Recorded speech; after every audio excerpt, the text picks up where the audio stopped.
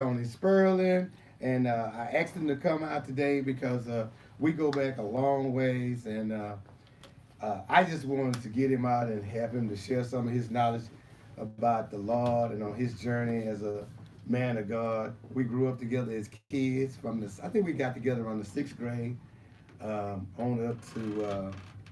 Oh wow, I think we graduated together, right? Yeah, we did. Did you graduate? Yeah, I Yeah, graduated. yeah, we graduated. you know, I graduated, sir. Yes, I did. And you can put this right here. We're what we're we're, is, you know, does we're it, novice at this, folks. what is this thing? It's like It screams. It springs for a you won't spit spit too much. screen. Right? Anyway, we go way back. We like I said, sixth grade on up. We've been friends on into adult life, and then Tony got. I think I was called in the ministry first, I believe. Then Tony got called in the ministry, and I just happened to go hear his first sermon many years ago, his second sermon, his third sermon, and then he talks to me on the phone and give me sermons in between. You give me sermons. How you think I give you sermons? But anyway, we're gonna be. We were just sitting here before y'all joined us, Houston. We were just thinking about what we would talk about, and I told the man of God, I was like, "Hey, let's just talk about anything we want to talk about. Anything that you want to share. Is there anything particularly you want to share with Houston, Texas, or from Forever Rhema?" There we go. Looking good. We got our producer running. We want to thank our producer because let me tell y'all, Houston, without our producer, this would not be possible. Okay, well, that's true. And I said, this is my first time, I believe. No, no, no, no. I called in when we had the brotherhood. Was there a call in for that also? We did, yeah. We had a did. call We did, in. yeah. Right, we had a call in. And so that was the first time, and this is the second time. Okay, cool.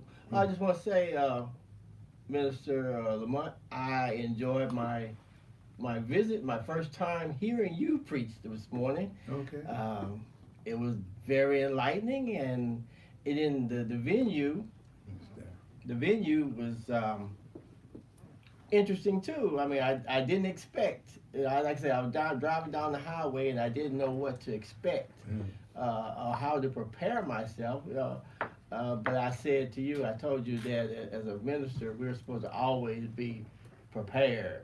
So, and if we're not prepared, God will put us in the right place, in the spirit to be prepared. So, I was just saying, hey, when I get to this place, I said, a lot of time I didn't know where the area was, so I said the address. You gave me the address, so I got on the highway, and it told me about 18 minutes to get here. Mm-hmm. So I, got on there, and I couldn't listen to nobody else. I couldn't call nobody else. I couldn't even turn my radio on because I had to know where I was going. So I'm listening to my phone give me directions. I didn't want to miss nothing. I kind of knew just a little bit about where I was going to be at.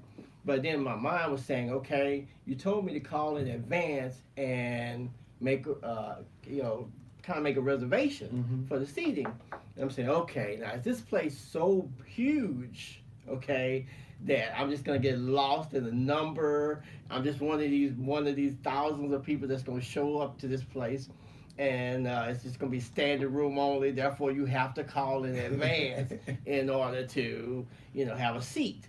So, or the other extreme, or the other way it could have gone is that this place is so small, intimate, and quaint, okay, that there would be limited seating anyway, and you'd want to call to make sure you have seating still.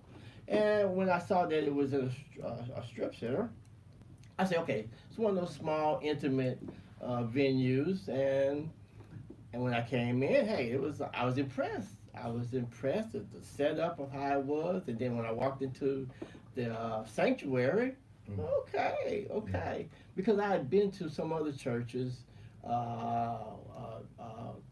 what's the one, some other church over there off 290, and it was a venue of similar, but it took up a whole lot more space. Right. Okay, and then also there's one over there off 45 and Greens Road, Greenhouse International, I believe that's what it was, and they were big and huge too.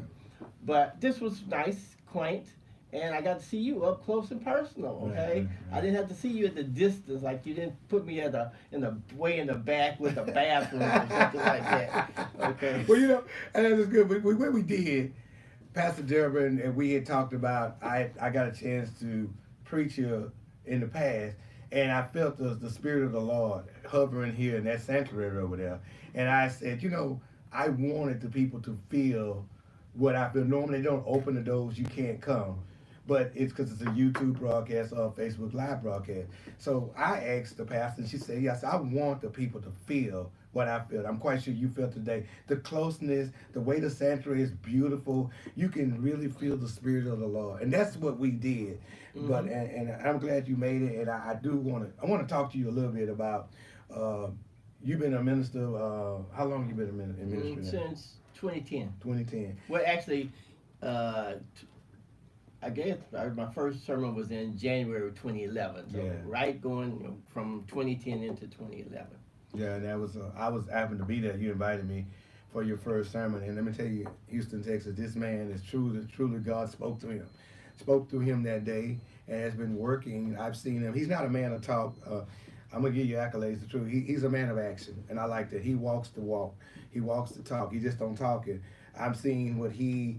You might say he's real conservative, but when it comes down to helping God's children, he's the man. I remember one time there was a homeless, somebody that was homeless, that the house caught on fire and they needed beds, and I just happened to call him and ask him did he know anybody. Next thing I know, you were Johnny on the spot with several beds, loading them up in your truck and delivering to those people. I said, this is just amazing. I mean, anytime that I know that somebody's in stress or something, I always call you, you know. And you just, Thank you. I mean, you're about not about pay, you're about what it at, what's the address, and you're just John. And I know you're busy, I do, but you never. If it's about helping God's children, you the man. You know, you really are.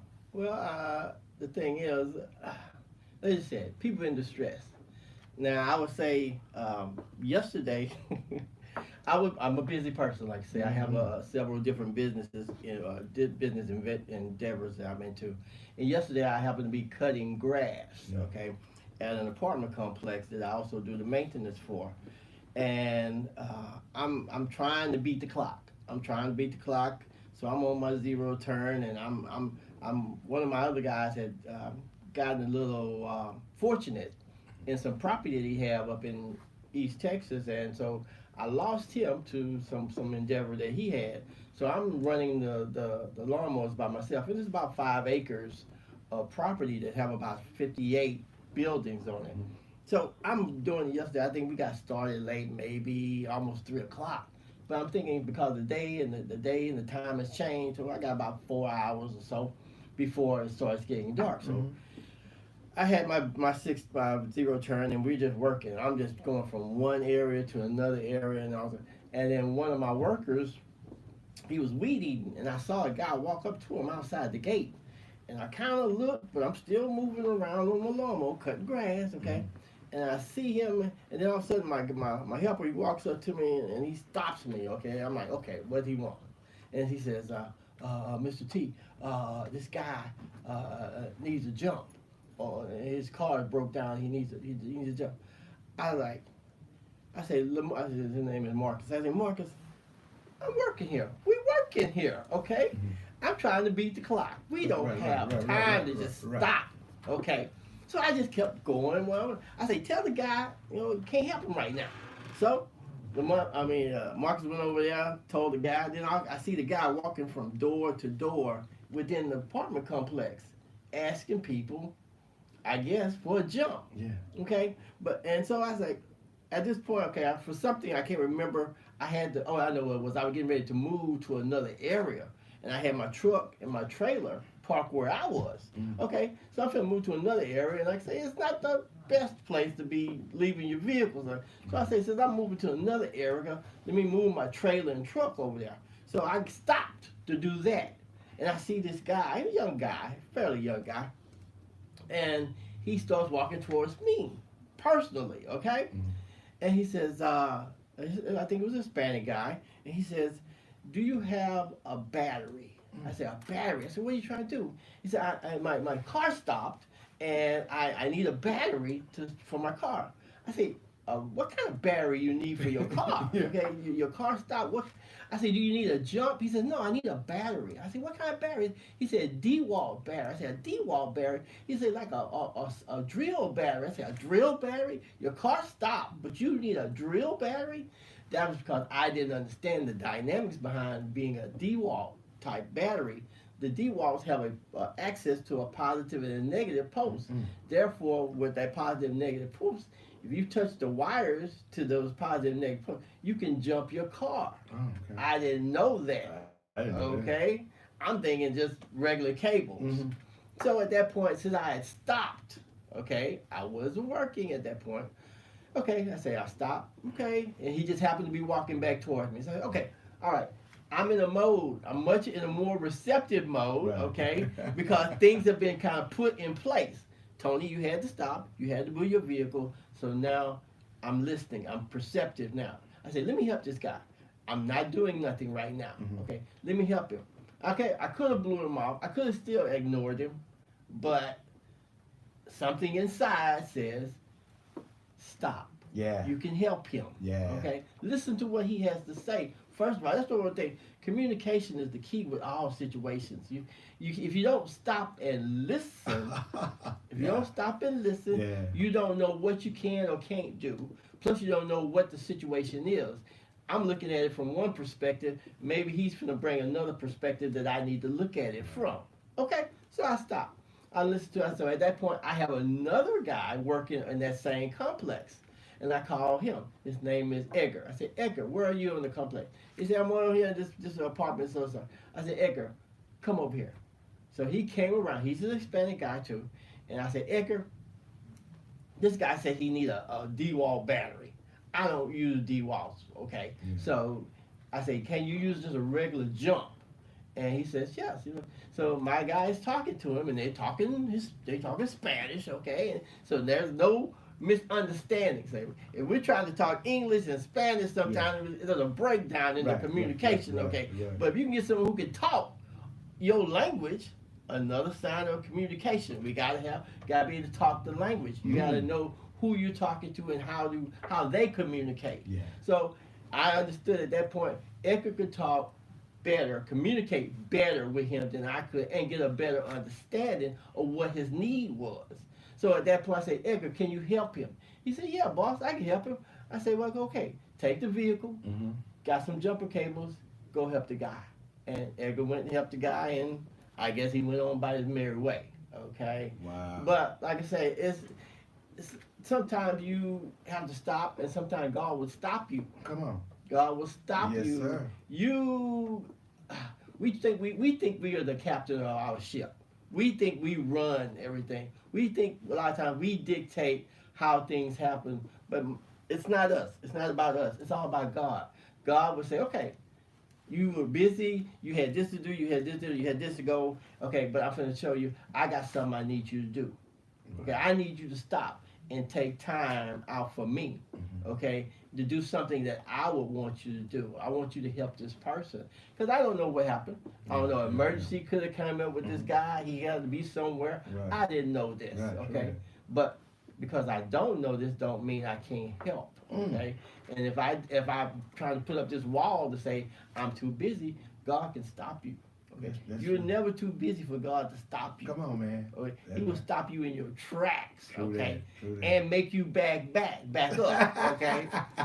Okay, that's great, awesome. Now what I do want to ask you some questions.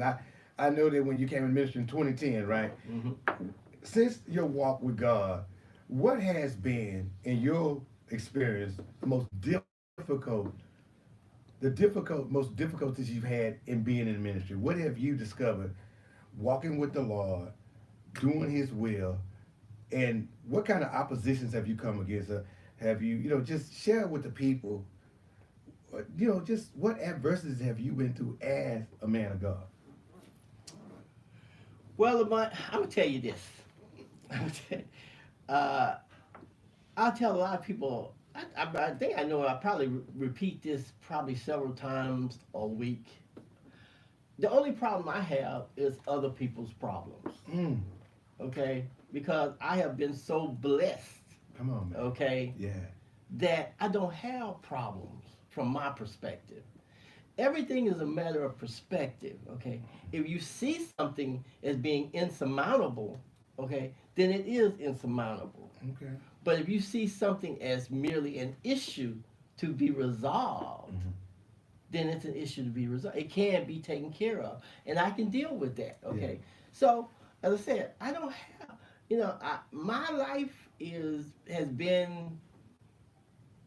I mean, the closest thing I can say to perfect. Okay, the closest thing to if I had a concept of what perfect is, Uh-huh. okay, my life is perfect. Okay, even though we know nothing is perfect. Right. Okay, there are some rainy days. Yeah. Okay, there are some cloudy days, but there's always the sunshine days too. Okay, there is the morning that comes after the night. Okay, Yeah. Yeah. and so from a minister perspective, I guess my biggest, I won't say it's an obstacle, but observation is how so many people go to church on Sunday, Okay. okay, but they profess to have all these problems Monday through Saturday. They have these problems. Yes, sir. And I'm like, where do you have these problems? Why do you think you have these problems? Okay, and it's a matter of perception. Okay, I don't have problems. I have issues to be resolved. I don't have a problem. I have an issue to be resolved. Oh, Okay? I like that. And if you go to church and you say, I believe in God, okay, Come on. and God is all powerful, okay, okay, but is that all powerful only on Sunday when you're sitting there in church? Okay, what happens Monday through Saturday when you get the bill, the pink slip that says, you're late? And not only are you late, but there's a late penalty and there's a disconnect situation coming on. Where's your faith then? Okay, Yeah. not just in the church on Sunday.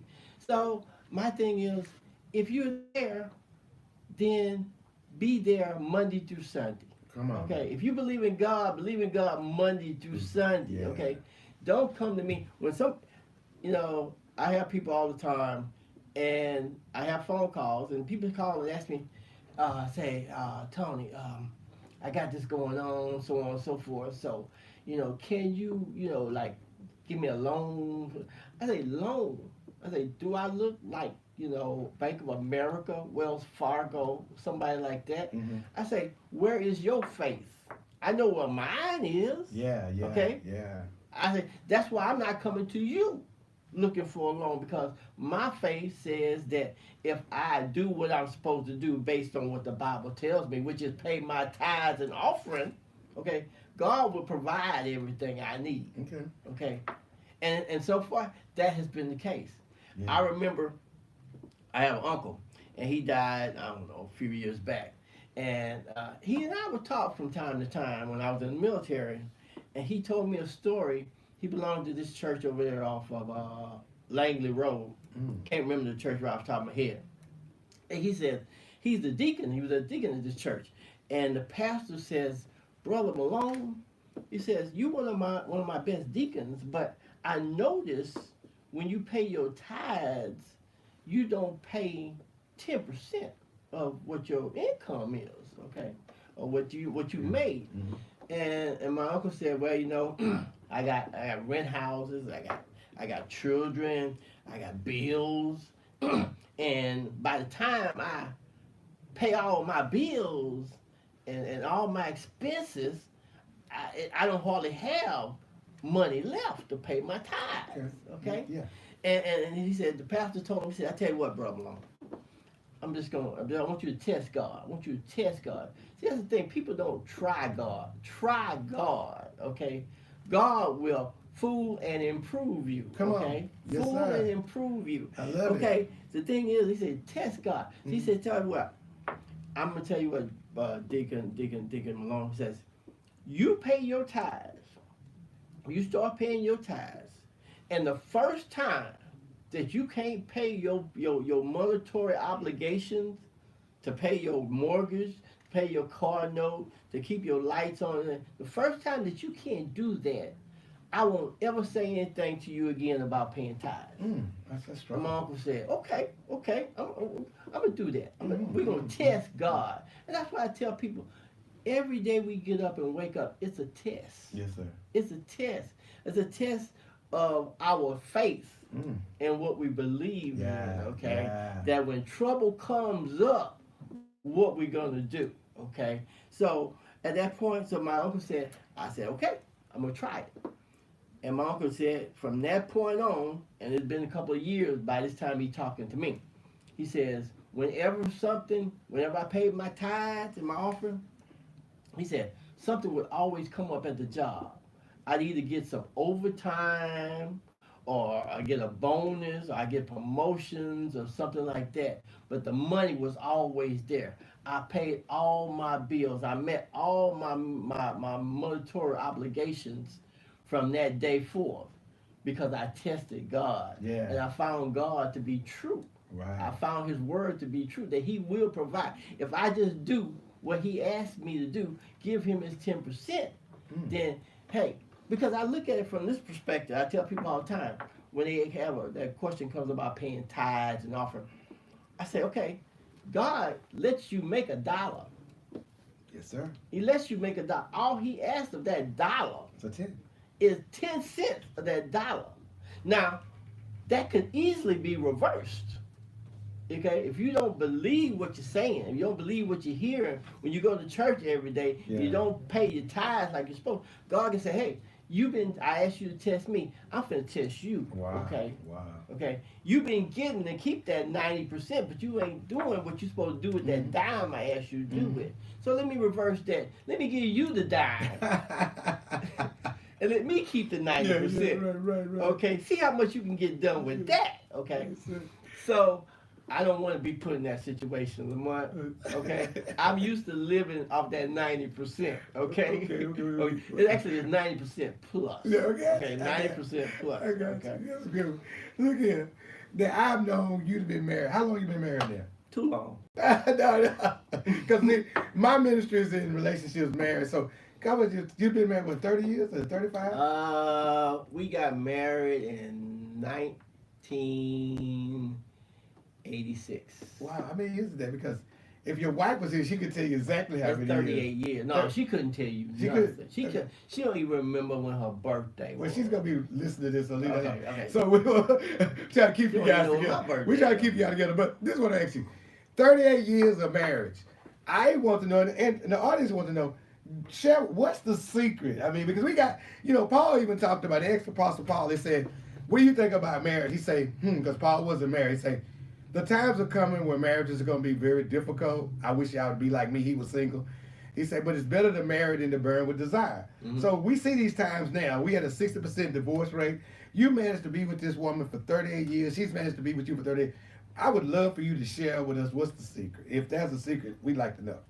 Well, I was asked this question a couple of months ago, maybe, if it's been that long.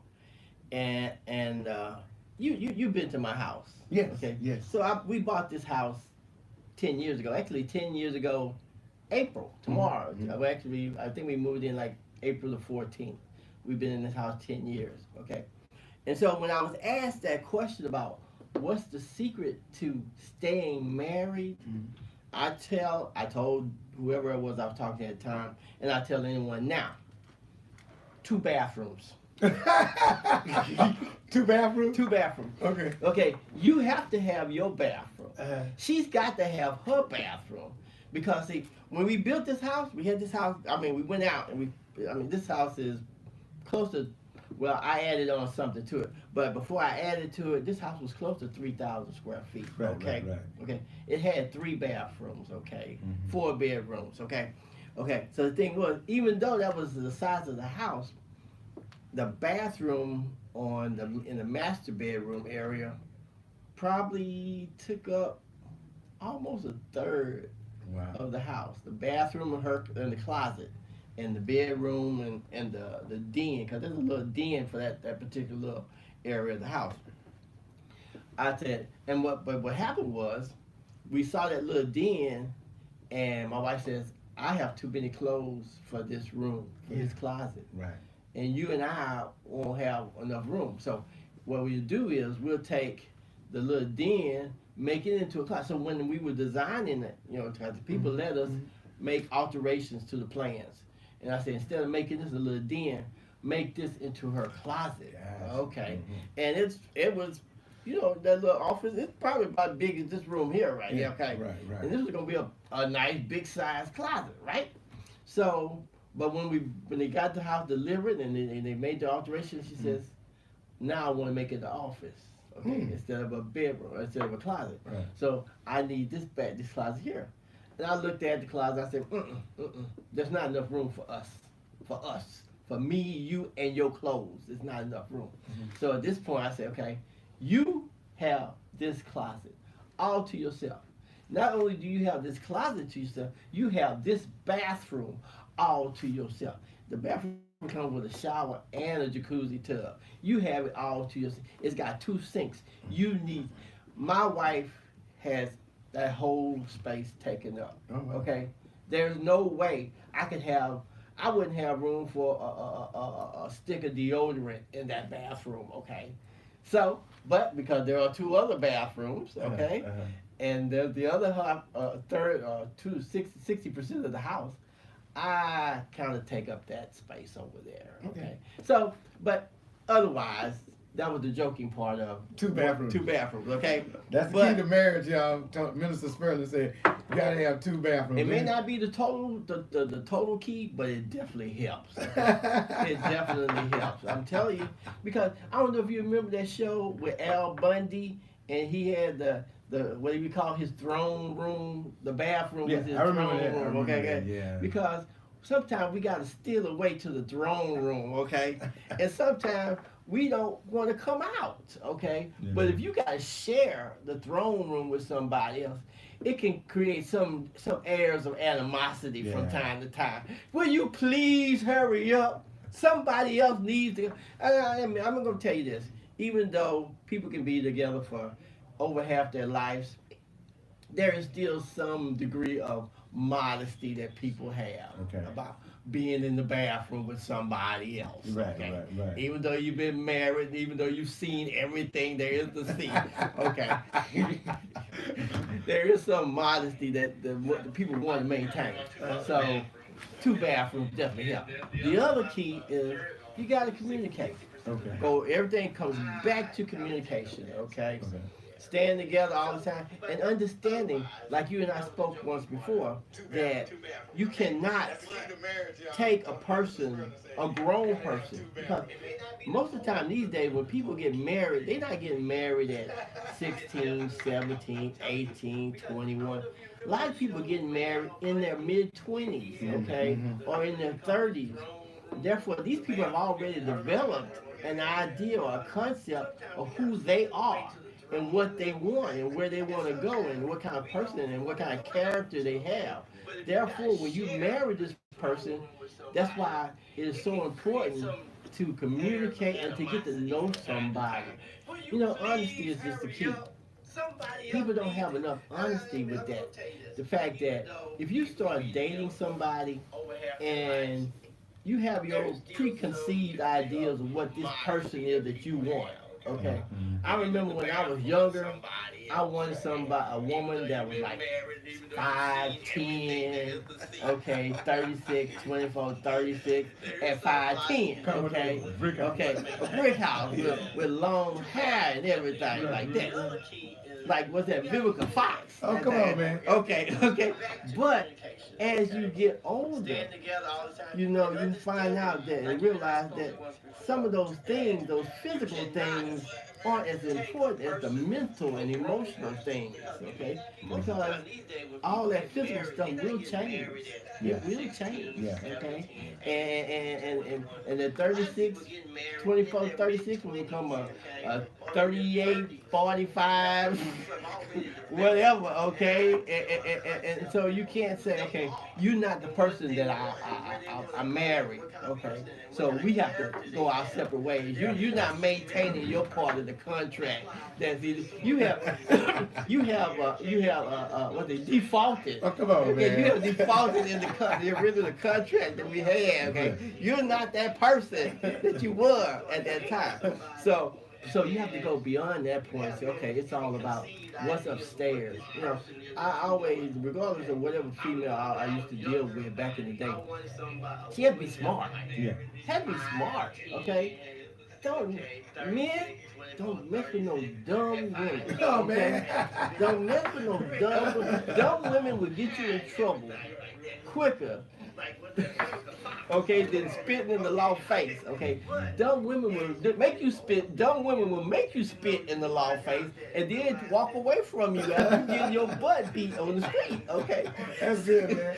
So, Don't mess with dumb women, Houston. don't mess with dumb All women. right, we're broadcasting live in Houston, but it goes all over the world. But but don't mess with dumb women, United States, USA. That's a good Yeah, one. but like I say, the thing is, we communicate. You gotta communicate, and you got to realize that this person's a grown person. Yeah. I'm dealing with. I hope this person is grown. I'm dealing with a grown person who has already set some goals, hopefully some goals, some dreams, some desires, some aspirations in life about what they want to be and which direction to go. Right. Okay, so when you meet this person, if your ideas and concepts don't coincide close enough, Yeah. then you have to be either man enough or woman enough to say, hey, it's been fun. I see that, you know, we could kick it every now and then, you know, from time to time, but we can't be on you're not the one to go forward with me Yeah. at this point in time, because our aspirations and our directions are too far apart. Right. The differences are too, but see, people don't tell the truth in the beginning. People aren't honest in the beginning, okay? Yeah. All they looking at the physicality. Yeah. Okay, how soon can I get from first base to home base? plate. Okay. I said home Okay? plate. You said base. Home base. Okay, Yeah, because and so whatever lie I got to tell, okay, whatever lie I got to endure in order to get the home home plate, that's what I'm gonna do.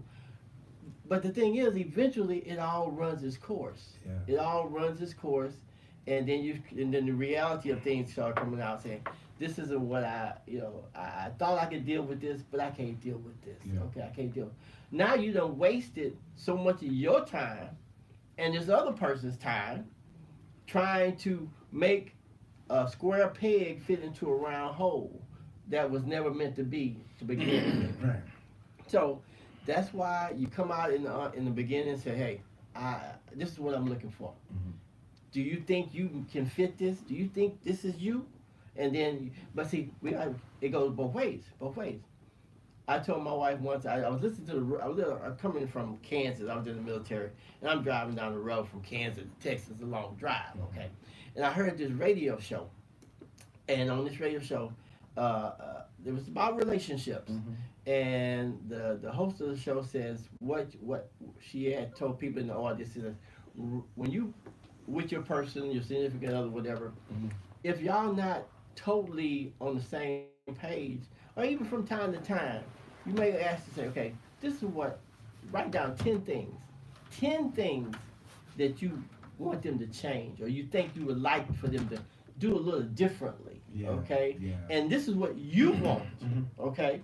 And then you tell that person to write down 10 things also Right. that person would like to see different in you or I like change in you. I like okay? that. Okay. And the first time me and my wife did that, well, my wife threw the paper out the door, out the window. We was sitting in my truck. She threw the paper out the window, said, I'm not doing this, okay? Wow. Okay. Well, shortly thereafter, we got divorced. we got divorced. Okay. I think I remember that. Okay. We stayed divorced for about 6 months. Yeah, it was like 6 months. It was under the year. Yeah, 6 months. And that was I was part of that. Yeah, you was I around. I'm your witness. Yeah, you was around. So he's telling the truth, y'all. They did. And she came back. Okay, she saw the errors of her ways. Okay, she came back, and I, of course, was being the humble husband or ex-husband at the time, and the person. Okay, we can start this over again. We're gonna start this again from the top. Mm-hmm. Okay, from the top. And since then, she has been totally amazing. Totally amazing. I can believe that. I mean, before then, I could count the times my wife said I was sorry. Okay, on her, she apologized and said she was sorry about anything on one finger. Okay, I could count the times that my wife bought me anything on one hand. Okay. Yeah. But after we got back together, okay, she bought you a truck. I saw the truck. Okay. So after it was like, I don't know. I don't know. At that point, she became less focused on herself, and became more focused on me. And that's what I always say about relationships and marriages. If we're together and we love each other, and I got your back and you got my back, I don't have to watch my back because I know you got my back. Yeah. Okay. You don't have to watch your back because I got your back. That's okay. True. That's true, man. So if I see you slip, I'm gonna reach back and pick you up. If you see me stumbling, you gonna catch me. Right. Okay. So as long as we don't have to focus on ourselves, because we know we got somebody back there who got our back, we can keep moving forward. Yeah. Okay? That's and that's true. why we are where we are right now. Okay. That's why my wife has become a mega success in her business endeavors. Okay. Yes, she is. It's just amazing that when you come together, you keep God in the forefront. In the front. In the forefront. Like I said, going back to my uncle, the thing is, in that story, people always talking about, I paid this, I paid this, paid this. That's the wrong order. You started off the situation wrong to begin with. You don't pay this. You pay God. You give God his first in the beginning. That way you give him his first, he will make sure you got enough to cover everything else. Okay. You give God your best. Okay. Wow. And he will take that and multiply everything that you have. I'm not saying every day is going to be roses. Yeah. There won't be some, as I say, rainy days or some stormy days or whatever the situation. But when the sun shines, okay, it's on and popping when the sun shines, okay, because there's no stopping you. Wow. Okay, because you can appreciate every day is not going to be sunny. Okay, so when I have a sunny day, I'm taking full advantage of it. That's why I work from the time the sun come up to the sun go down. Right, okay, because I'm getting it all because I don't know what's going to happen tomorrow. Okay, and I tell my wife that all the time. I say, we have to work like there is no tomorrow. I have to work like you may not be here tomorrow. Wow. You have to take care of yourself from day to day and work like I may not be here tomorrow, because one day we're going to wake up and one of us won't be here. Yeah. And at that point, we can't the other person just can't stick their head in a hole in the ground and just throw up their hands and say, I give up, I can't make it, I can't go no further than this. No, because you have to have set things in motion. You have to have a mindset to say, it don't stop. Yes, I will miss him. Yes, I will miss her. But life goes on. Yes, okay? It does. Life goes on, and we just have to keep moving. We have to keep moving. And like I say, Lamont, I've been so blessed and so fortunate that, you know, sometimes I go to like I say, we got a big house.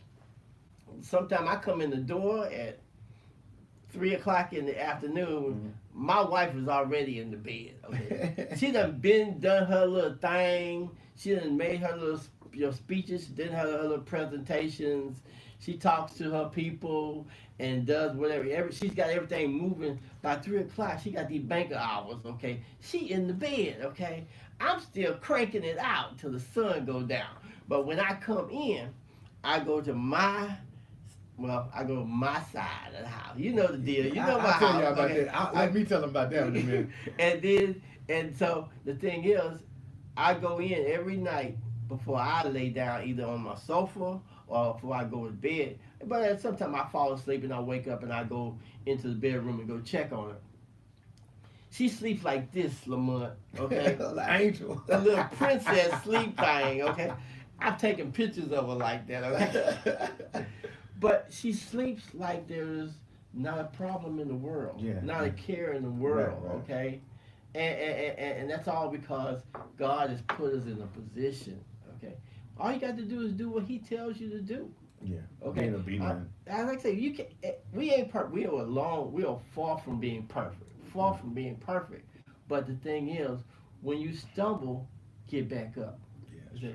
What He say? I say we fall down, but we get back up. Okay. That's the point. You to get back up. Don't fall down and stay down. Don't fall down and blame somebody else, okay? Right. Don't fall down and say, "Woe is me," okay? Why people won't give me this? Why people won't give me that? Because if you fell down and you're not a paraplegic, you got two arms, two legs, two eyes, and so on, you can get yourself back up. Get yourself back up. Believe in what you believe. But you better start with God, okay? If you believe with God, hey, sometimes we fall. Sometimes we got to take a step back. Yeah. God will test us. God will put us in a position where we have to take a step back in order to move 2 steps forward.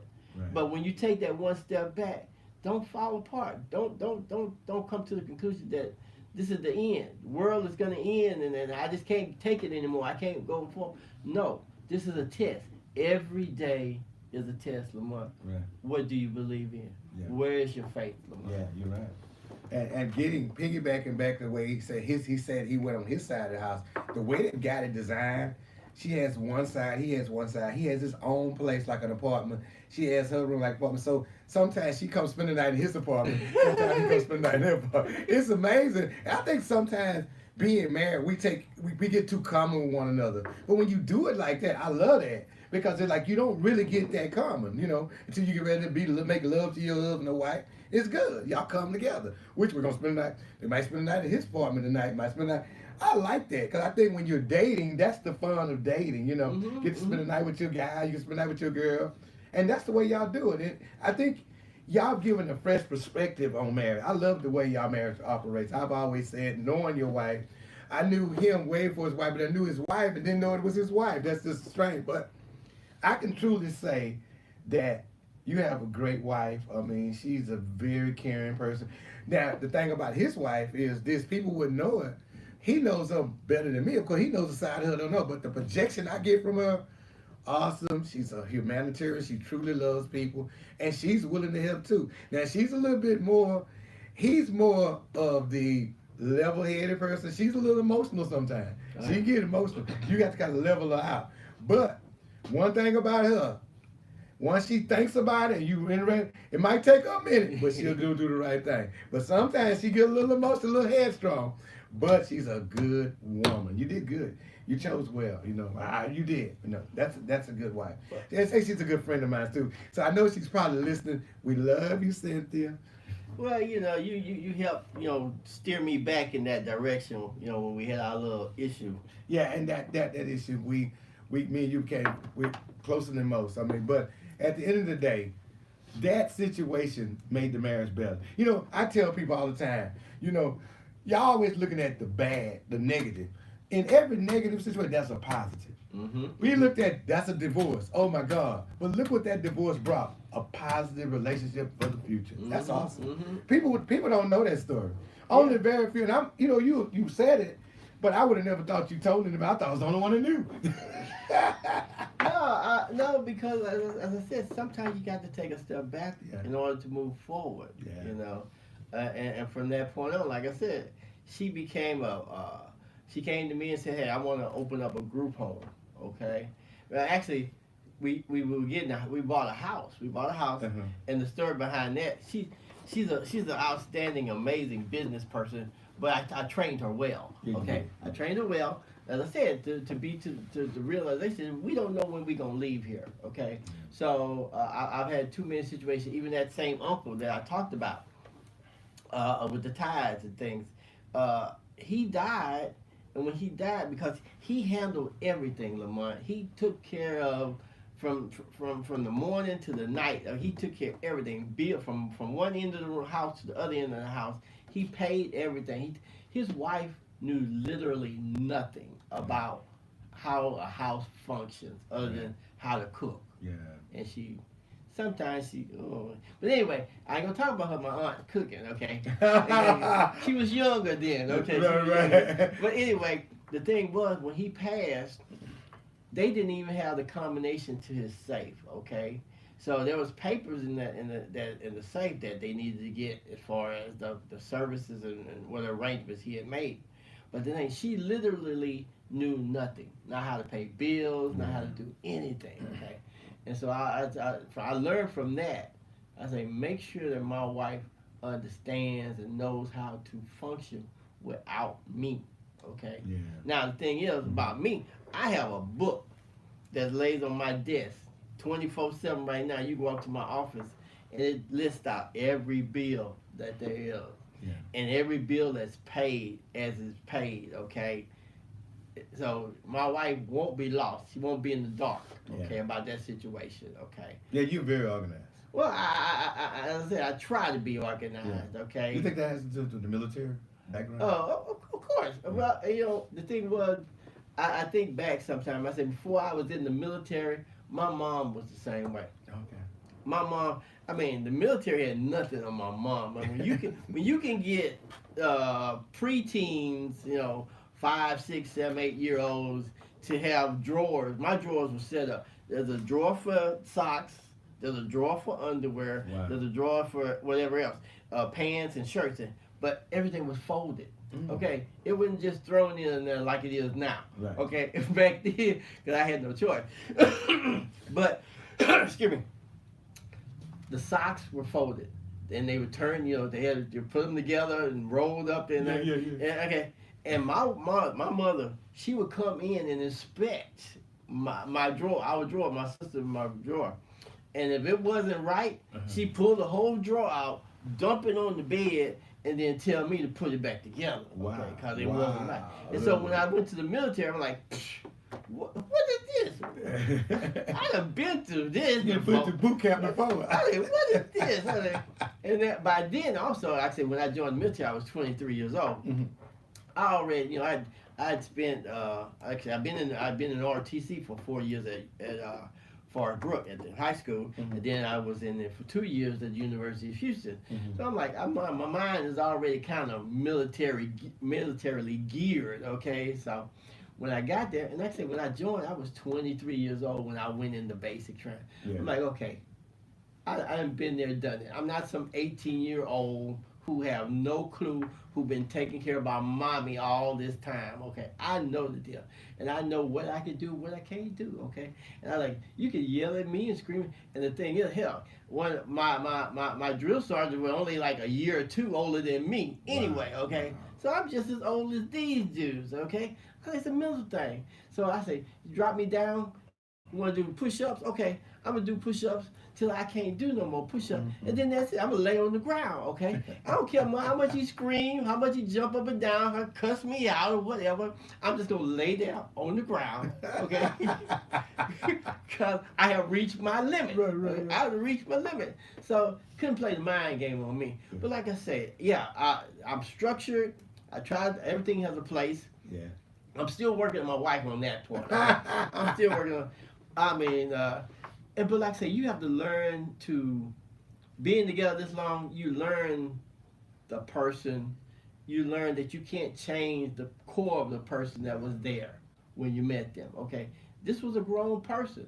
Matter of fact, when my wife, she had been married once. I had been married once. Okay, and this is before we all turned 25. We had both been married and with children, okay?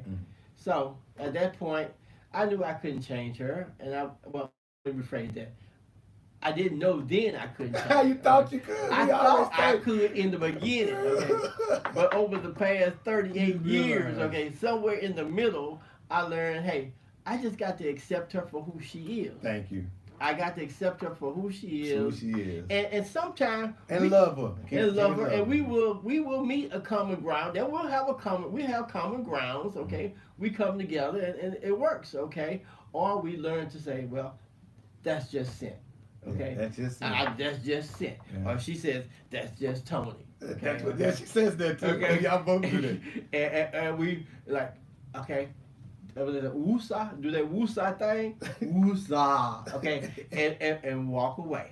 Okay. We got 5 more minutes for Heaven Rain. We'll be checking out of here, but I want to get to the ask the minister before we get out of here.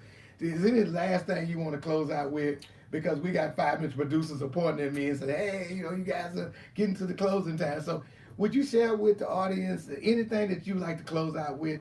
To leave them with something to stay on their mind. That was great information about a successful marriage, and that you see it has its ups and downs. But what he's saying is he loves her for who she is. Don't try to change people. It's not about change. It's about adapting who you with. No changes. It's about adapting. You can't make people change. So, is there anything you like to close out with? One quick note. I asked you when you told me about coming to church today, I asked you what color were you wearing? And you said black. I'm wearing black. And I thought, I'm going to wear black too. Okay? You sure did. But then when I got up this morning and I started thinking about church and this is Easter and everything, and I said, I'm not going to wear black today because I'm going to wear green. And in my mind, my green suit popped up. And I said, okay, I'm going to wear green. Because green for today represents new life. Oh, I love okay? it. That's the right. fact today is Easter. This is the resurrection day Yes. of Jesus. Yes. Okay? The new life, the new beginning, a start over, a fresh slate. Fresh slate. Okay? For us, every man, woman, boy, and child in this world, we have a fresh slate because of Jesus' sacrifice and his death for today. Okay? Yeah. So I wanted to wear green, which is represented from my perspective, life.